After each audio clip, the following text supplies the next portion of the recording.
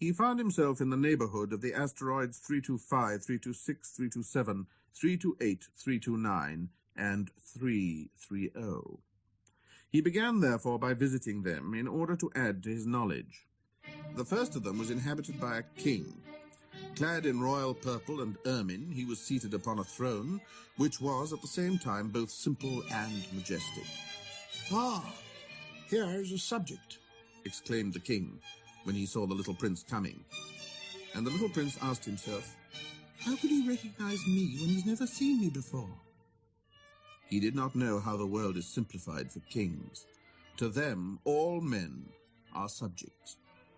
"Approach, so that I may see you better," said the king, who felt consumingly proud of being, at last, a king over somebody. The little prince looked everywhere to find a place to sit down, but the entire planet was crammed and obstructed by the king's magnificent ermine robe. So he remained standing upright, and since he was tired, he yawned. "Now, it is contrary to etiquette to yawn in the presence of a king," the monarch said to him. "I forbid you to do so." "I can't help it. I can't stop myself," replied the little prince, thoroughly embarrassed. "I've come on a long journey, and I've had no sleep." Then, the king said, "I order you to yawn. It's years since I've seen anyone yawning. Yawns to me are objects of curiosity. Come on now, yawn again. That's an order." "That frightens me. I cannot any more," murmured the little prince, now completely abashed. Replied the king. "Then I order you sometimes to yawn, and sometimes to, He spluttered a little and seemed vexed. For what the king fundamentally insisted upon was that his authority should be respected. He tolerated no disobedience. He was an absolute monarch. But because he was a very good man, he made his orders reasonable. "If I order a general," he would say by way of example, "yes, if I order a general to change himself into a seabird, and if the general did not obey me, that would not be the fault of the general. It would be my fault." "May I sit down?" came now a timid inquiry from the little prince.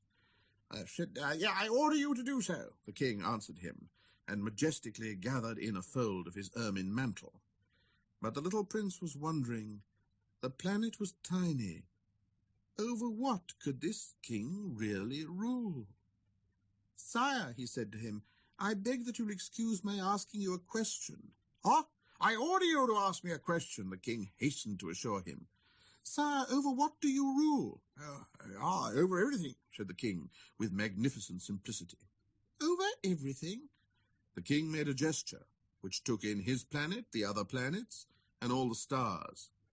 "Over all that?" asked the little prince. "Yeah, over all that," the king answered. For his rule was not only absolute, it was also universal. "And the stars obey you?" "Yes, certainly they do," the king said. "They obey instantly. I do not permit insubordination." Such power was a thing for the little prince to marvel at.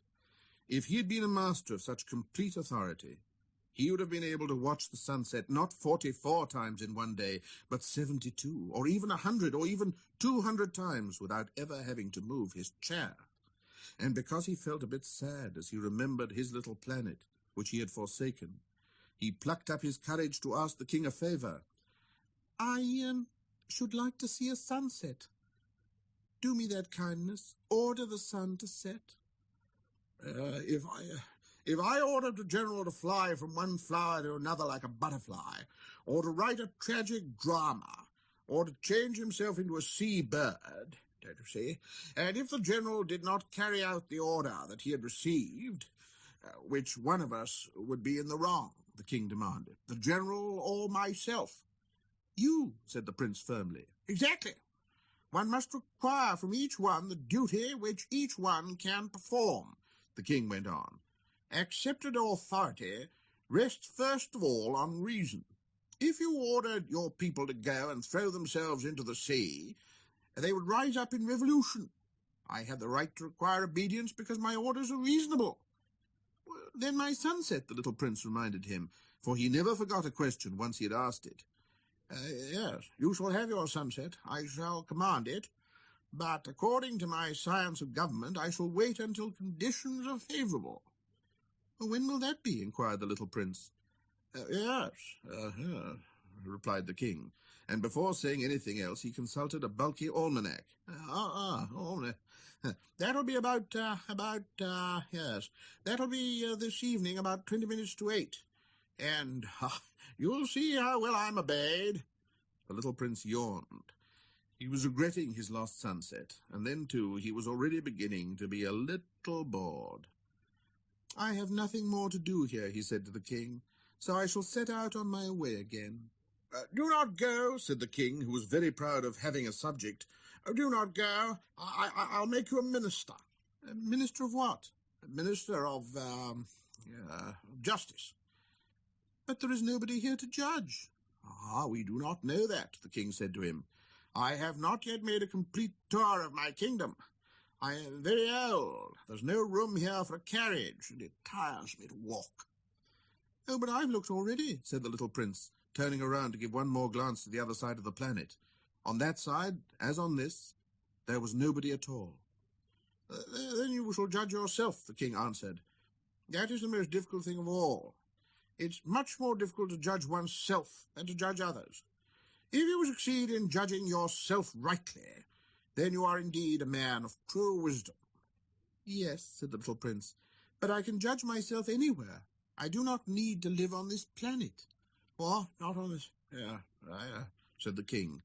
I've good reason to believe that somewhere on my planet there is an old rat. I hear him at night. You can judge this old rat, huh? From time to time you will condemn him to death. Then his life will depend on your justice. But then you will pardon him on each occasion, for he must be treated thriftily. He is the only one we have, huh?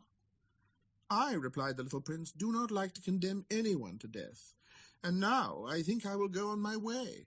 No, said the king. But the little prince, having now completed his preparations for departure, had no wish to grieve the old monarch. If your majesty wishes to be promptly obeyed, he said, he should be able to give me a reasonable order.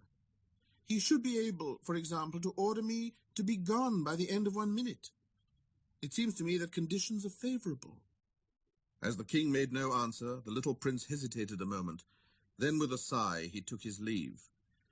I make you my ambassador, the king called out hastily. He had a magnificent air of authority. The grown-ups are very strange, the little prince said to himself, as he continued on his journey.